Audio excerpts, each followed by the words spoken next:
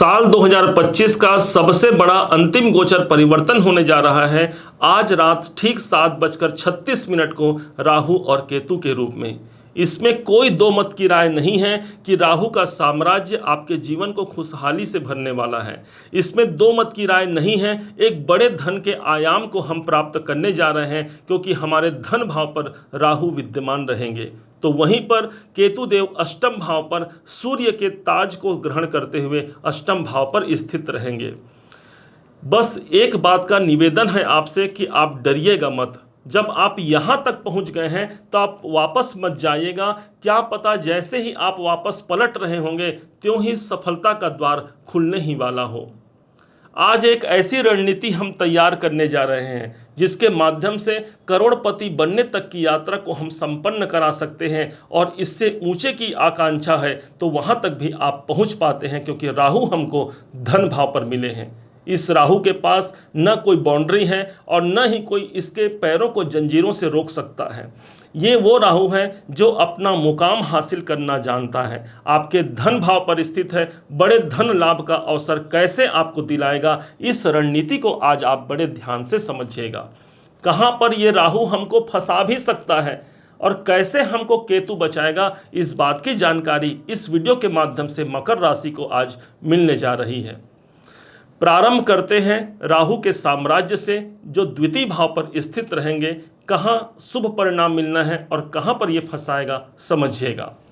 द्वितीय भाव पर राहु विद्यमान रहेंगे जो कि धन का स्थान है। बड़े धन का दायरा हमको प्राप्त होता है, कहीं से बड़े धन का लाभ हमको प्राप्त होता है। अपने कर्म क्षेत्र पर हम अपना ध्यान लगा करके अपने परिवार से जुड़ करके उस बड़े दायरे को हम प्राप्त कर पाते हैं, वो हमारा राहु है।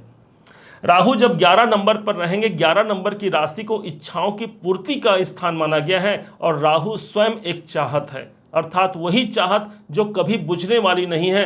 अर्थात ये एक ऐसी मृग तृष्णा है। राहु जहां पर स्थित रहेंगे उस स्थान से आपको जोड़ेंगे भी, और वो तृष्णा आपकी कभी समाप्त नहीं होगी, जो कि धन इस समय पर सबसे ज्यादा प्रभावी रहेगा। हम जितना धन चाहत रखेंगे उतना धन हमको इस गोचर में 1.5 साल में मिल भी जाएगा, लेकिन उसके बाद भी ये राहु कहेगा और, क्योंकि इसके पास मृग तृष्णा मौजूद होती है।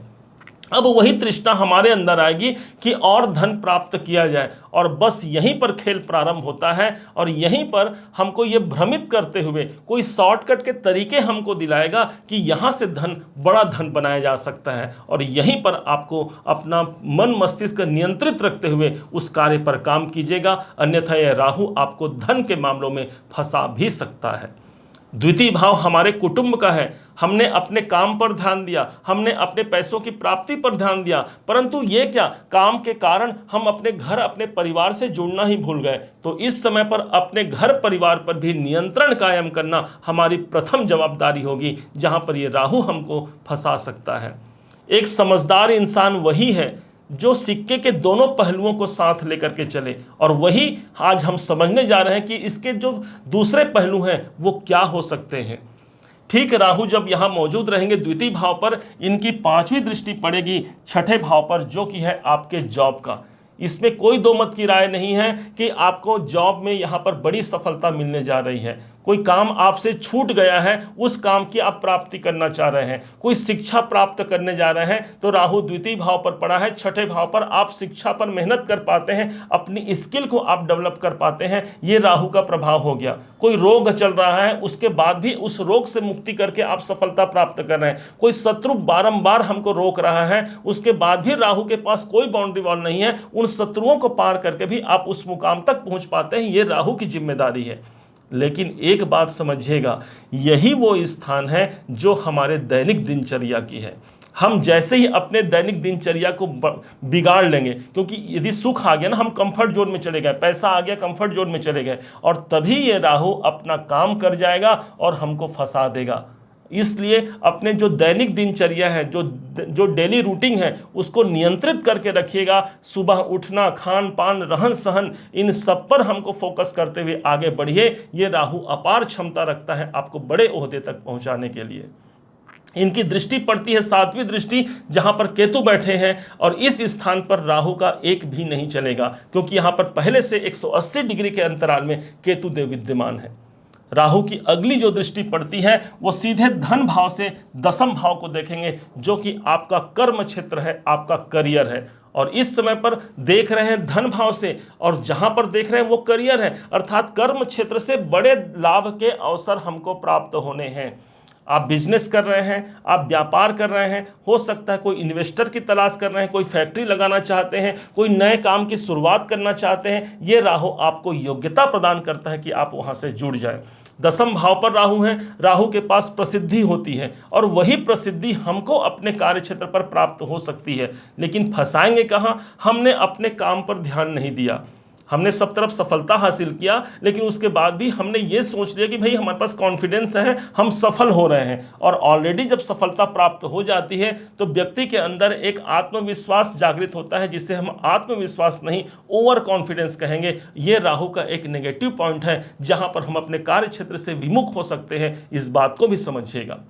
राहु हमारे अंदर भय उत्पन्न करता है। राहु वो माया है जो हमको वहां से लिप्त रखेगा और वहां पर हमको फंसा सकता है। इसलिए अपने कार्य की जिम्मेदारी स्वयं आपको अपने हाथ में लेना है, इस बात को आप जानिएगा। जो कुछ भी काम करना है, अंतिम डिसीजन आपका होना चाहिए। अपना जो संपूर्ण डिसीजन है किसी और के हाथों पे हमको नहीं छोड़ना है। अब राहु यहां पर फंसाएगा तो केतु कैसे बचाएगा? ध्यान दीजिएगा, केतु अष्टम भाव पर मौजूद है।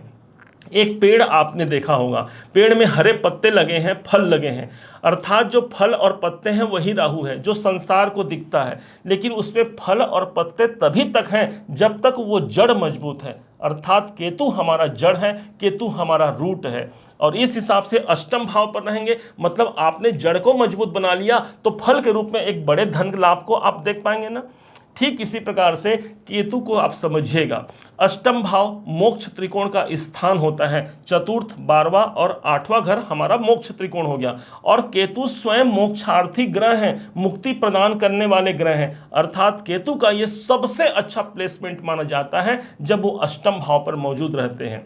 अगला जो 1.5 साल है, आप एस्ट्रोलॉजी के प्रति आपकी जिज्ञासा बढ़ती है, गुप्त साइंस को आप समझने का प्रयास करते हैं। इस समय पर ज़्यादा आप रिसर्च करते हैं, किसी कार्य के लिए ऑकल्ट की ओर आपका ध्यान केंद्रित होता है। अष्टम भाव जब जागृत होए, आप ईश्वर को पाना चाहेंगे, ईश्वर को समझना चाहेंगे, और इस समय पर ज़्यादा ध्यान, मेडिटेशन इत्यादि से आप संलग्न होने जा रहे हैं। कोई पूजा पाठ का अवसर बारंबार आपके जीवन पर इस समय पर आएगा। अष्टम भाव पर केतु मौजूद रहेंगे। अब ये केतु कैसे बचाएगा? कहते हैं, केतु कहता है कि भाई आप मुझसे जुड़ जाओ, मैं आपको अनुकूल कर दूंगा, राहु के परिणाम दे दूंगा। अष्टम भाव गुप्त कार्यों का होता है, अपना प्रत्येक कार्य आपको गुप्त रखना है। कोशिश कीजिए जितना आप सिक्रेसी मेंटेन कर पाए अपने कार्यों पर, उतना आपका कार्य अच्छा चलेगा। अष्टम भाव ईश्वर की प्राप्ति का होता है, गुप्त कार्यों का होता है। इसलिए ईश्वर की प्राप्ति के लिए कोई ध्यान लगाना प्रारंभ कीजिए, कोई ऐसा ध्यान कीजिए, एक घड़ी आधो के पुनि आप, तुलसी चर्चा राम के मिटय कोटि अपराध। तो उस समय को जो आपको प्राप्त है उसमें कुछ समय निकाल करके यदि आप ईश्वर से जुड़ पाते हैं तो समझिए केतु को आपने आत्मसात कर लिया। केतु का सबसे बड़ा उदाहरण होगा कि अष्टम भाव पर रहेंगे, जब भी कोई रुकावट और बाधाएं, डिप्रेशन, तनाव आए, तब उस समय पर आप सब कुछ ईश्वर के हाथ में छोड़ दीजिए।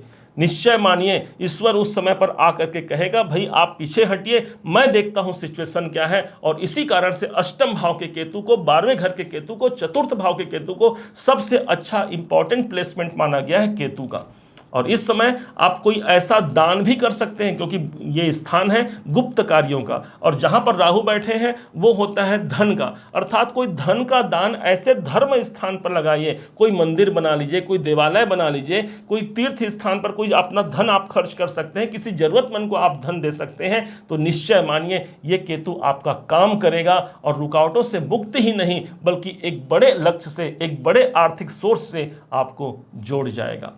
उम्मीद है आप सबने इसे समझा, आप सबने इसे जाना है। यदि आपने इसे समझा है, जाना है, मेरे समझाने का प्रयास यदि आपको सार्थक लगा हो, मेरे समझाने का तरीका यदि आपको सार्थक लगा हो, तो हर बार की भांति इस बार भी अपना प्यार भरा लाइक और कमेंट करना कभी मत छोड़िएगा। और हाँ, यदि अभी तक आपने इस चैनल को सब्सक्राइब नहीं किया है, सब्सक्राइब जरूर कीजिएगा। पुनः एक बार फिर आप सभी का दिवस बहुत मंगलमय हो, इन्हीं शुभकामनाओं के साथ। जय श्री राम।